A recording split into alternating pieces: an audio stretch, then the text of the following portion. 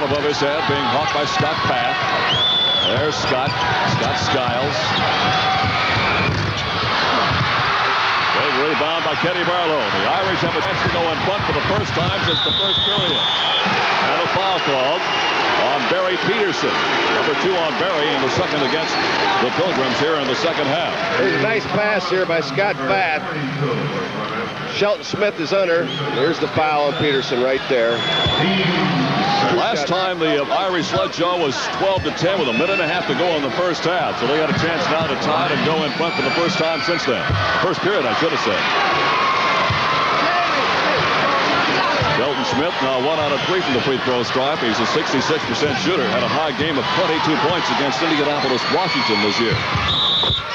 Whistle, basket will not count. Somebody stepped into the lane too soon. I believe it was Scotty Hicks. And those are the kind of mistakes, Joe, you sure don't need when you're in the Final Four. Well, it's a tough play, though, Jerry. You know, they can release now when they're on the lane as soon as the ball is released by the shooter. And it's kind of difficult to know exactly when that ball is released. When you're anxious to get in there and get that rebound when you're only behind by a point. The Plymouth Pilgrims look for this slam jam here. Scott Hicks. There's a steal right there. We're back live now, and the Irish of Cathedral have come from 10 points down to take a 1-point lead with just inside 4 minutes to play. 33-32, third period.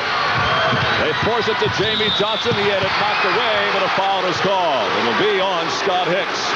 And that's the first of the game against Scott Hicks. Let's watch the play now. Here's Jamie Johnson with the ball. Here comes Scott Hicks behind.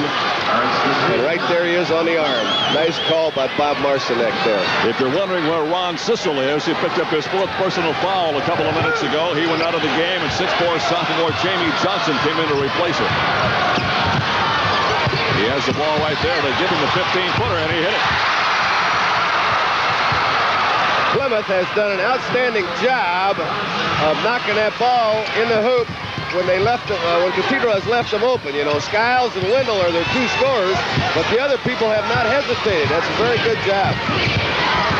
Scott Path with a lot of company down in front of the Irish bench. It's deflected away, and last touch by Scott Skiles. Plymouth Pilgrims, biggest win of the year, a 49-pointer against Tippecanoe Valley, 90-41. They also beat Culver Community by 46. Their biggest loss was that 2-pointer to South Bend LaSalle. It'd be their only loss of the year. And their average winning margin over the season was 16.8, so they have done a number. They just got the 3rd personal foul on Ken Barlow. On the missed shot by Scott Hicks, Barlow got up twice and picked up the personal. All right, let's watch it here. There's the shot up. There goes Barlow up the rebound, up again, and I think got the foul called on him on a second jump. There's Ken Barlow. We'll see how long Tom O'Brien can go without him. When they took him out early in the game, Joe, it just turned the entire contest around in favor of Plymouth. Looks like he's going to leave him in there right now with 3. Skiles going to work on Smith. First 2 of the second half for Scott. He has 16 on the day. 8 in the first period, 6 more in the second, 2 here in the third, and it's a 36-33 lead. 3-point jump now for Plymouth. The Irish throw it away. There is Tom O'Brien, head coach at Cathedral. He coached this ball club for 4 years, had a record of 72-27, then went out into private business for 4 years, then was a Marion County clerk for 4 years. Now is back for his 3rd year and a record of 50-26, and his Irish make the steal. Bath to Montgomery, layup good, it'll count, and a foul is called against Plymouth. Montgomery's 2nd bucket, both of which have come in this period. And there is Todd Samuelson climbing off the deck at MSA with personal foul number 2. Here's the replay now. Scott Path gives the ball to Brad Montgomery. Todd Samuelson there. He slides by. Might have been a nice time to call nothing, you know. A little bit of contact there, but really it was a nice offensive move by Montgomery and not a bad defensive move by Samuelson. So here is Montgomery at the free throw line. He's an honor student, runs cross country at Cathedral High School. And rebounded by Hicks, a loose ball saved by Plymouth. Here come the Pilgrims. They still have a 1-point lead at 36-35 with the clock showing 2:25 to play in the 3rd period. Montgomery on the rebound. Whips it out. It's a 3-on-1 break. This is Hicks. Wants to go one-on-one. Does, and missed it. Rebound. He had it in his hands, and he was bumped by Scott Bath and out of bounds to Plymouth again. Jerry, I'm sure the fans have noticed the physical similarity between two Plymouth players. They're not even related to each other, but Todd Samuelson and also Philip Wendel look almost exactly alike. They really do. Tom O'Brien has taken Ken Barlow out of the game. 3 personal fouls, 12 points. Reinserted Carl Daniels, a 6'7" sophomore, number 44. Carl has 4 points, all scored in the first half. He has not committed a foul as of yet, and it'll be interesting now, Joe, to keep an eye on Tom O'Brien, see how long he wants to keep Big Kenny Barlow on that bench.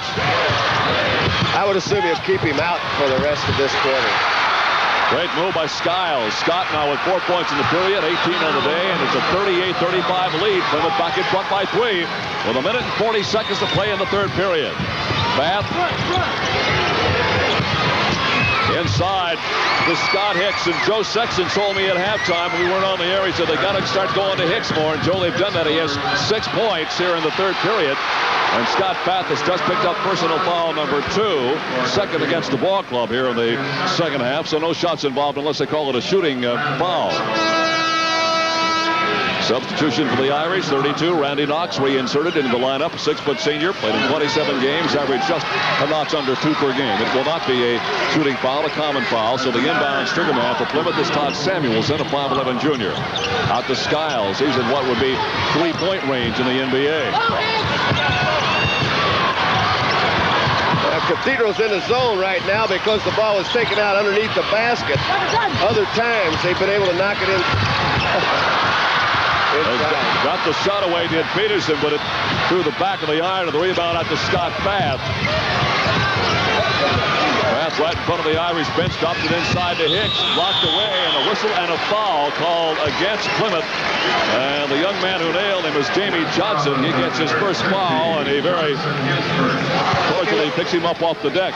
Okay, Jerry, we're going to see Jamie Johnson swing his arms around here. If he would have just put his hand on the ball, which was right on top, he would have had a jump ball. But anytime you swing your arm that violently, it's going to be a foul call. Scott Hicks, who was an honor roll student, member of the Fellowship of Christian Athletes organization at Cathedral High School, is up with a 1-1. That'll make it 2 shots, foul in the act of shooting. Hicks is 0 for 3 from the stripe, and he's a 70% free throw shooter. In fact, this period, Cathedral's 0 for 5 from the line. High ball game at 38. The last time it was tied was way back at 12. Anymore. Scott Skiles now with 20. Skiles averaging 28.8, top scorer in the Hoosier State. Leads the team in rebounds and assists, and is 1/10 of and steals, and is 1/10 of an assist behind the team leader Phil Wendel. So he's got great numbers in every category. Hicks whipped it in the middle, and there was nobody there except the red shirt. Here come the Plymouth Pilgrims again. They're up by 2. Tremendous effort from Barry Peterson. Oh, he had white shirts all over him and still managed to get the rebound and get the shot. Hicks had it taken away. Out of bounds, belongs to Cathedral. I'll tell you right now, Joe, I think that Cathedral's being out quick. They're just being out hustled. Plymouth is playing very intense basketball. Plymouth is an intense team, and just as Hilliard said prior to the game, they're going to play hard out here for 32 minutes. I think Cathedral's picked up in this particular quarter over their effort on the first half. They're much more aggressive defensively. Scott Bath turned it over. He got it stuck on his hip. He was looking to go back door to one of the Irish forwards, and with 7 seconds to go, Plymouth will bring it in. And, boy, they can really make it tough on Cathedral in the fourth period with a bucket here. Phil Wendel in the corner, deflected by one of the Plymouth players. It goes back now to Cathedral, now with only 2 seconds to go. So the inbounds man will be Randy Knox. Let's see what they decide to do. They have set Carl Daniels way up court. They may come instead to Bath. They will. He'll shoot about an 80-footer that's way off the mark. We've gone through 3, and it's Plymouth 42 and Cathedral 38. One of your network sponsors is Farm Bureau Insurance.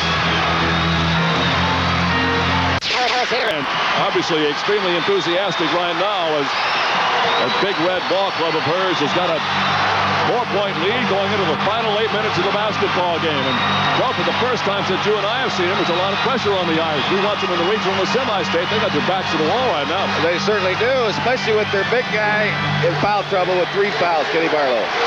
Barlow is in the game. He will jump now against Jamie Johnson. Johnson 6'4", Barlow at 6'10", and the tap control by Cathedral, and up they go to Hicks, and he makes a great play, and a foul is called against Plymouth, and it'll be on Philip Wendel, and on Phil, that is number 1. Beautiful play on the tip. Well, this is interesting. They started the game like this, and Scott Hicks got a basket, just exactly like this, over to Montgomery and then to Hicks. I don't know what that is, but that's a basket and a foul right there. Hicks is now taking over the scoring lead for the Irish. That gives him 13 points, and he has a chance to go to the line and add to that total right now. Scott Hicks, number 10, is described by head coach Tom O'Brien as a major college prospect, and is only a junior. 14 now for Hicks, and it's a 42-41 lead. Plymouth still has that margin. Oh, the Pilgrims have played well. Deflected away, and a foul called. It'll be on Hicks. And there wasn't much he could do there because Peterson had a step on him. And Scott Hicks picks up personal foul number 2. Nice pass in here now. Now watch the foul right here. There's nothing he could do is right, Jerry. He's right at the hoop. He saved the 2 points on that block. So if he misses either of these free throws, why, he saved that many points. Peterson is a 79% free throw shooter. Barry is 6'2" senior now with 5 points. They have all come in the second half. This stage of the game, Cathedral hitting 45%. Plymouth 53%. Rebound advantage belongs to Cathedral, but not by much, 22-21. And the turnovers, 12 for Cathedral and 10 for Plymouth. Scott Hicks again, blocking foul called against Plymouth. It'll be on Phil Wendel. That's second time in succession now that Wendel's committed a foul on Scott Hicks. Nice job by Plymouth there. They have not been using their full court pressure. They went into a 3/4 court press here, and then Cathedral reacted very well after not realizing that Plymouth was putting on the pressure, and moved the ball well and got it to Barlow and then across to Hicks. Well, Cathedral's free throw shooting has not been very good. 1, 2, 3, 4, 5, 6. I've got him 2 out of 8 in the second half. 2 out of 9. Scott Hicks is moving his head, Joe, on the free throws. 30 seconds deep into the 4th period. Skiles dishes it off into the corner, and Jamie Johnson knocks it home. Half a dozen for Jamie. Joe, your observation earlier about Wendel and Skiles giving up the ball and getting results out of the other players still holding true. Yes, it is. Ken Barlow getting a bucket, only his third of the second half, 14 now. He and Hicks lead the scoring attack, each with 14 points. 46-43. Plymouth almost got another one there. The rebound finally rolls up into the hands of Ken Barlow. Well, after the game was tied at 38, Plymouth took command of the game again and ran the lead to 5. Now it is at 3, 46-43, with 6:45 to play. Well, the Irish cheering section and the Big Red of Plymouth both as a unit on their collective feet. I don't think they've sat down since the game started. Great defensive play in the middle from Barry Peterson. Knocked it away. Here comes Skiles. 1-on-4. Rebounded by Kenny Barlow again. Kicks the ball out in a hurry to Shelton Smith. Number 12 being guarded by number 12, Phil Wendel. Timeout call for the Irish. 6:23 to play. 4th and final period. Plymouth 46, Cathedral 43. We'll continue after this message. This medication will affect me differently than someone 20 years my junior, simply because... Cathedral Irish finished up regular season play at 20-2. Losses to Indianapolis, Washington, and Indianapolis, Arlington. They're 7-0 in tournament play, a record of 27-2. Biggest win, a 42-pointer against Lawrence Central, 79-37. Biggest loss, a 9-point defeat. The hands of the Arlington Golden Knights, 74-69. 55, I should say. Montgomery. Skiles caresses that basketball. 2 minutes gone, 4th period. Joe, would you expect Plymouth maybe to drop it down a notch here, kill a little time? I don't know what they're thinking right now. Oh, he's going to go behind, back door to Skiles on the other side. Woo, good block, but there must have been some body contact made somewhere before the shot. It is on Scotty Hicks, number 3 on him. There's Scott Skiles driving in there, and there comes Scotty Hicks. He had to get him with the body because he didn't get him with the hand. He certainly didn't, did he? Plymouth will send Skiles to the free throw line. He had 30 points in that semi-state finale against South Bend LaSalle last Saturday. He's in the top 1/4 of his class academically. And as I mentioned, UPI All-State first team just announced yesterday. And this young man's got a lot of people banging on his door.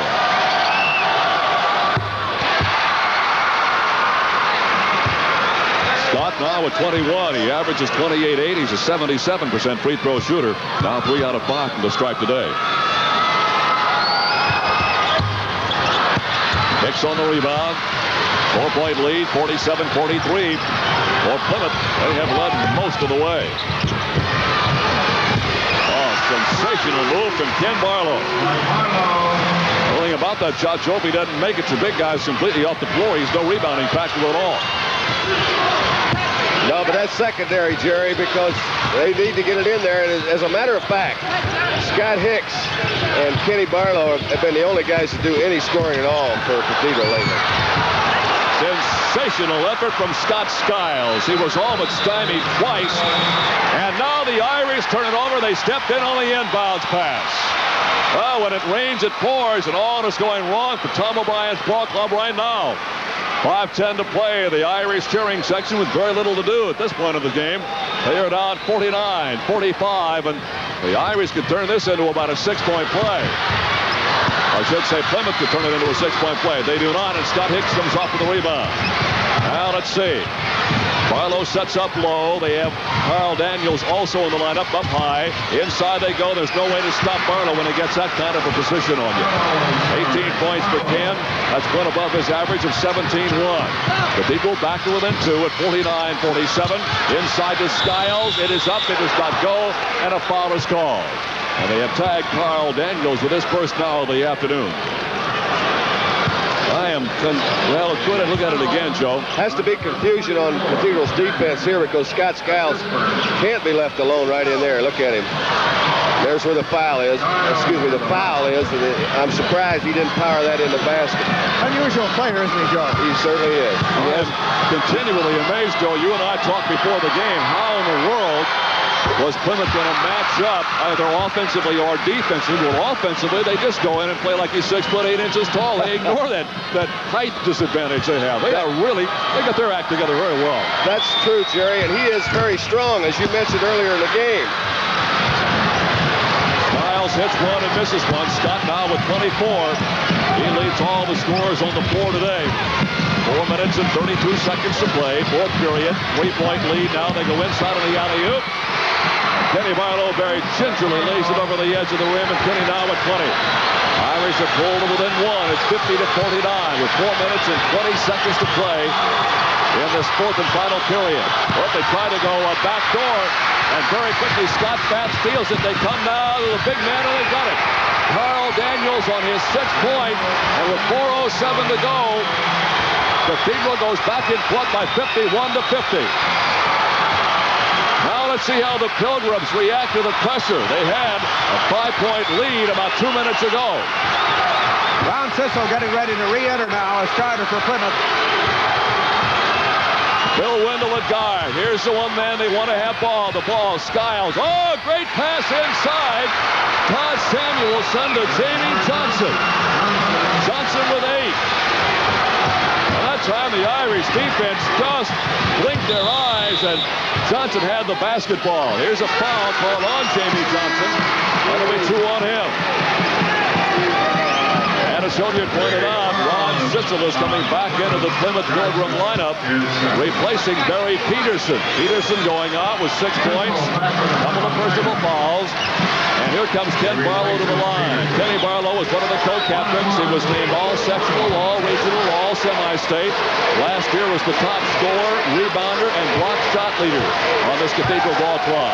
They're down by 1. Barlow's having a great fourth period, Joe. He has 9 points. He had just 12 for the entire game coming into the fourth period, playing with some more aggression. He's getting some awfully good passes from his guards as well. Now he's 4 out of 4 from the free throw stripe, and the Irish go back in front by 1, 53 to 52 with 3 minutes and 25 seconds to play. Change in the Cathedral defense now. They've gone to a 2-3 zone with a 1-point lead and 3 minutes and 15 seconds to go in the game. You probably saw Scott Skiles push Phil Wendel back out more to the point guard spot. They're going to try to kill a little time. Apparently, Rough Skiles puts it up. Oh, that guy's got ice water in his veins, Joe. Yeah, I think that zone would have to be packed over to his side if you're going to play him a 2-3 zone. And Plymouth goes out in front again, 54 to 53 with 2:55 to play. They try to go to Barlow. Loose ball picked up by Plymouth again.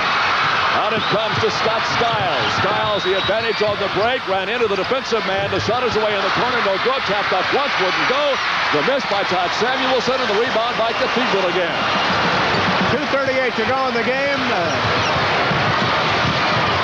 Cathedral basketball. Shelton Smith loves this kind of a situation. Joe, he couldn't wait to get the basketball. No, that's the first thing he's done for a while. He did a nice job of penetrating. His first 2 points in the second half, as a matter of fact, Coach. He has 9 on the day. And Plymouth has been so good in their man-to-man defense, getting help from the weak side away from the ball, and that time they didn't get it. This is Wendel. Rebound, Cathedral. Now let's see what happens. And a reach-in foul on Scott Skiles, number 3. Well, you've got to second-guess that shot from the edge of the foul circle. Not a very good shot at that moment. Well, let's see what the situation is here. On Skiles, 3rd personal foul. We are, of course, in the bonus, and we'll go to the free throw line. And this is Scott Pfaff, team leader in assists last year with 96. And when, as we mentioned, they have the situation with Tim Hoffman for the Irish coming down with mononucleosis. They moved Montgomery from guard to forward. They brought Pfaff off the bench to Tom O'Brien, put him in the starting lineup at the start of the semi-state, and he has played very well. Missed the shot, though, and the rebound comes off again to Plymouth. 2 minutes. 55-54, Cathedral by 1. Let's see what Plymouth's game plan may be. Wendel looking in the middle. They go in low now to Sissel, back in that lineup despite the 4 personal fouls. Out to Skiles, who has just been unbelievable today. Off to Wendel again. Penetration, they dump it up to Skiles. He shuffles it down low to Johnson. They give it back to the other side, and they got it to Ron Sissel. Tremendous ball handling, Joe. Great pass in there now. Jamie Johnson threw that ball right across the lane to Sissel, and he got that hook. It's a big one to put him 1 point up. A minute and a half remains to be played in this basketball game. 56 to 55. Plymouth has the lead. Johnson, or I should say Hicks, gets whipped into the offensive charging foul. Shelton Smith ran to the baseline. There was no place for him to go. Let's see if he sticks his arm out here. Looks like he might have. That'll be the only way he could have had an offensive foul. Let's see what happens, because Plymouth for the first time has got a chance to put this thing in the refrigerator for a little while. 1:13 to play in the game. 56-55. Plymouth by 1. Skiles, Wendel, Skiles, Wendel, Skiles. They want Skiles to handle the ball. He's their best free throw. Ball called on number 10, Scott Hicks. That's 4 on Scotty, and that may have been by design, Joe. With a minute 2 to go, Tom O'Brien wants to waste no more time. In fact, he takes time out now. With 1:02 to play in this ball game, it's 56 for Plymouth, 55 for Indianapolis Cathedral. One of your networks.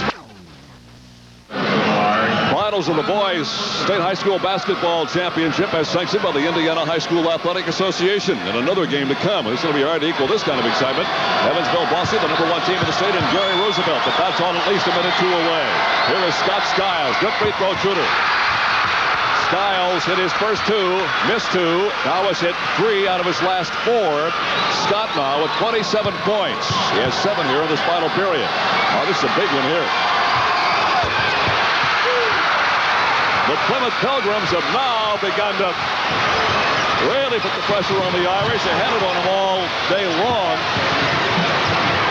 Almost a steal. Managed to track it down. Did Shelton Smith. On it comes to Pfaff. They go inside to Barlow, and they threw it away. Jamie Johnson did a good job of blocking Barlow away from the hoop that time. He couldn't get there. Tom O'Brien looking on. His Irish are in a lot of trouble right now. 27-2 and ranked 5th by AP and 6th by UPI in the final poll. They're down to 40 seconds to play in this game. Almost a steal. Instead, a foul on Shelton Smith. 3 on him.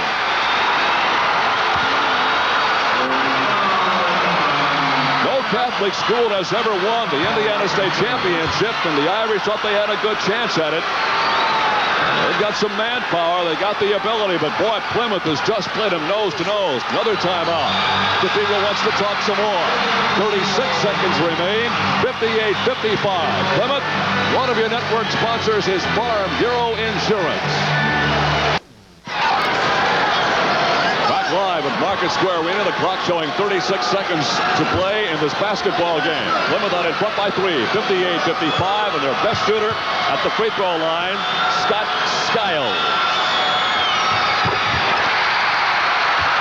Well, he's been up there now. Hilliard 6 times in this period, hit on 5 out of the 6. He has 29 points. That's right at his scoring average. Well, 30 for the regular season, right, Gary? And he may have just nailed the lid on the coffin of the Cathedral Irish. It's a 5-point lead with 32 seconds to go. Bath inside, off the mark. Hicks on the rebound. They backed up and gave him plenty of room, and a timeout called again. Cathedral wanted that timeout. And one of the best defensive plays of the game, Joe, may have occurred just at that point in time when the defense for Plymouth just backed up and let Hicks have the free shot. Yes, Scotty Bath drove all the way under there and shot it up there. And, of course, Southend LaSalle, George Griffith's team, and we're beating the last game of the regular season. We lost a lot of teams after that draw. You know that? We lost, what was it, Anderson Highland the night before the draw. But here we go now. 24 seconds to play. The Irish are down by 3. Plymouth has the basketball. They get it in, get it across the timeline, and a blocking foul is called against Cathedral. No, they called it against Skiles, I believe. I thought the initial signal was against Cathedral. Joe, that's not the case. Here it is. Here's a big play now. He jumps up in the air. And there's the call against Scott Skiles. But the defensive man did have position. He did. It's an accurate call. He set himself in the middle of the floor and stayed right there. That defensive man that Hilliard referred to was Randy Knox. Randy's a 78% shooter. He is 0 for 1 from the stripe today. He has not scored a point. 6-foot senior Randy Knox. With 78, so they might have lost something in that one. He's 1 for 4. Rebound out of bounds to Plymouth. Oh, what a big play there. So Shelton Smith misses the free throw, and the ball goes out of bounds on the ensuing rebound, and it is coming in, and a foul will be called against Scott Bath, number 20 of Cathedral, as he lands right in the lap of his teammates across the way. You know, Joe, This seems to have had the upper hand. He was behind. That's a good point. Well, they play in the same as the first point. Second half for Phil Wendel. He now has 8. And with 17 seconds to go, Plymouth is all but in the championship game. It's deflected away. Last touch by Phil Wendel. Lands in the hand of Brad Lennon, one of the assistants over there. He and Steve Hodgson and Mike Miller help out Tom O'Brien. Mike Pettibone and Tom Eisenberger are assistants with the Plymouth Pilgrims. Here's the rebound put back up, and it still won't go for Scotty Hicks. Hicks it again. Still won't go. Hicks again and finally gets it with 2 seconds. 1. The clock shows zeros. And let's see, I believe it's going to be over. It is over. And the Plymouth Pilgrims have made believers out of a crowd of 17,000 in addition to a Midwestern-wide telecast as they have pulled off. I don't think, Joe, you can term it an upset at this stage of the season, but a lot of people didn't give them much of a chance to win this thing. Well, that's true, Jerry, but they certainly deserved it today. They played a terrific ball game, just as we'd anticipated that they would. And Scott Skiles is everything that everybody's talked about. And so he led his ball club into that championship game. It was quite an effort on their part. I have to give a lot of credit to their team defense. And a great coaching job by that group of coaches at Plymouth, because their defense was outstanding throughout the entire game. Final score, Plymouth 62, Cathedral 59. Plymouth plays the winner of the upcoming